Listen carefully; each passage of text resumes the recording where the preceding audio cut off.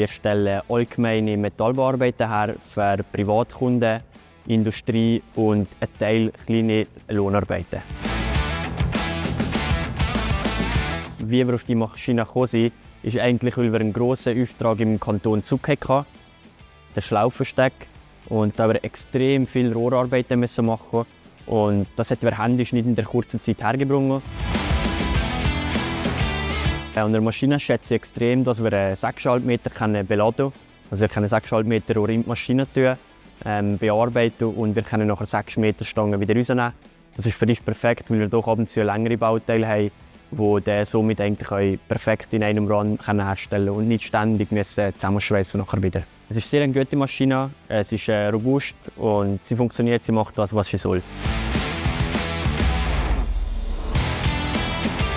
Die Steigerung von der Qualität und Geschwindigkeit, wo wir jetzt Rohrkonstruktionen herstellen, ist extrem gewesen.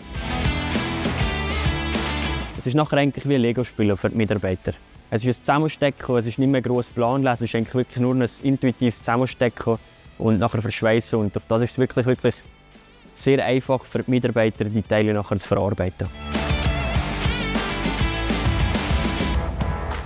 Also in die Zukunft, weil wir sicherlich ein bisschen mehr Lohnfertigung machen, dass wir wirklich auch vielleicht das ganze Wallis mit diesen Produkten beliefern können, die andere Metallbauer oder andere Industrien brauchen, die wirklich auch rohrtechnisch anspruchsvoll sind. Und da wollten wir natürlich gerne auftreten als der Rohrspezialist im Wallis.